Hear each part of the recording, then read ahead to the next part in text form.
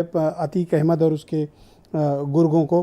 प्रेम प्रकाश जी, स्वागत आपका। और आप लोगों का प्रयास रंग लाया और अतीक अहमद को फाइनली आज 44 साल के आपराधिक इतिहास में पहली मर्तबा इस गुंडे को सजा हुई है। आपका स्टेटमेंट बड़ा प्रतीक्षित है, बताइए क्या फीलिंग्स है?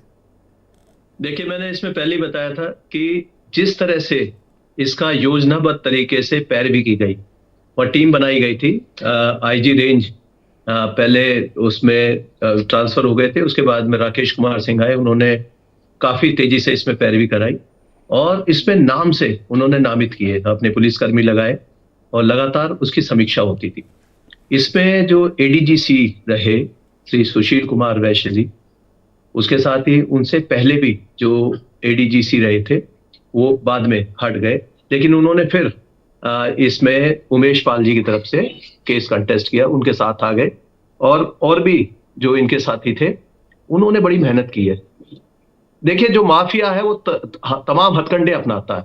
इसमें उसने हथकंडे क्या अपनाए कि प्रोसिक्यूशन की तरफ से 8 विटनेसेस है, लेकिन उसने 50 विटनेस खड़े कर दिए अपने डिफेंस के लिए। और जो डिफेंस विटनेसेस होते थे वो लगातार कहीं ना कहीं से उसको डिले करने की टैक्टिक्स अपनी अपनाते थे। जी। वो कभी अपना डिफेंस का बन गए, उसमें डिफेंस विटनेस बन गए, अब उनको अलाउ कर दिया गया। लिस्ट तो इन्होंने और भी लंबी दी थी, उसको वहां पर जज साहब ने एडमिट नहीं किया और केवल 50 लोगों को मौका दिया गया और उसमें बार बार वो एब्सेंट हो जाते, अपना एनबीडब्ल्यू जारी करा लेते, फिर वहां से फरार हो जाते। साथ ही एक दूसरी टैक्टिक और जो माफिया जिस तरह से करता है उसमें इनका, जब भी गवाह कोई गवाही के लिए जाता था, जितने भी कंटेस्टेड केस हैं, तो वहां इन्होंने काफी लोगों को अपना एडवोकेट की वर्दी पहनाई या वो एडवोकेट अपने हायर किए, जगह जगह से लाकर इकट्ठा करते और लगभग 50-100 की संख्या में लगभग आतंकित कर देते थे विटनेसेस को। एक बार उमेश पाल को ही पकड़ लिया था इन्होंने और छत से फेंकने लगे थे नीचे। पीएसी वहां पर पहुंच गई थी, उसने जाकर वहां पर बचाया, काफी हंगामा हुआ, कर्नलगंज में मुकदमा कायम हुआ इसके लिए। तो ये तमाम तरह के हथकंडे माफिया अपनाता, लेकिन जी, जो सरकार ने जिस तरीके की वहां टीम लगाई थी, स्पेशल काउंसिल भी इसके लिए नियुक्त किए गए। Mister I remember BK Singh साहब थे शायद, उनको इसमें किया गया नियुक्त और इन सब टीम ने मिलकर जिस तरीके से लगातार आज जब इसको सजा हुई है प्रेम प्रकाश जी, तो कुछ मनोबल बढ़ा है और कुछ और भी गवाह सामने आएंगे, और ये कितना इंपॉर्टेंट है आज इस मामले में इसको सजा दिया जाना? देखिए, 40 साल का इतना लंबा इसका आपराधिक इतिहास और कोई सजा नहीं। बड़ा ताज्जुब होता था कि सब जानते हैं कि ये माफिया इतना बड़ा बदमाश है, लेकिन सजा नहीं हो पा रही।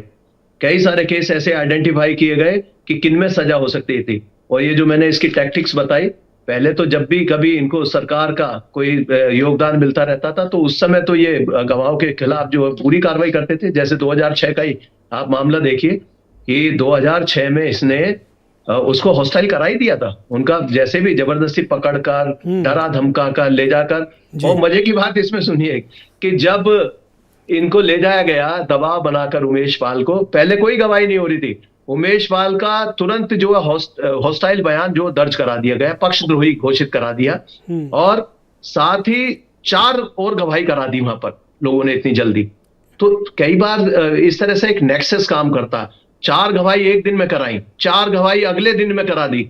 तो ये बड़ी अप्रत्याशित तेजी जो केस में आ जाती है, इसको जुडिशरी को भी देखना चाहिए और बाकी जो हमारे सरकारी वकील हैं उनको भी नजर देखना चाहिए कि पर आप मानते हैं कि ये सजा मील का पत्थर है और अब इसके गैंग के सफाई का समय आ चुका है? ये बिल्कुल, इसका जो है गैंग अब ये अंतिम सांसें ले रहा है, उसी में ये पलटवार करने की कोशिश करते हैं।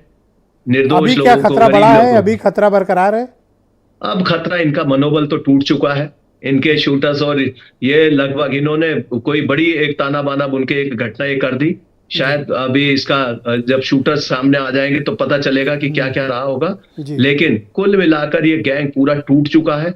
इकोनॉमिकली इस पे जो जिस तरह से वार किए गए, मुझे लगता नहीं था, लेकिन बड़ी घटना मेरे लिए भी बड़ी अप्रत्याशित थी कि इस तरह की ये घटना कर पाएगा। लेकिन कुल मिलाकर इसका मनोबल टूट चुका था और आज ये एक और कड़ी में ये एक बड़ा प्रेम प्रकाश जी, हमारे साथ बने रहिएगा। आपसे डिबेट के दूसरे चरण में बाकी आपके ओपिनियंस को हम लोग सम्मिलित करेंगे।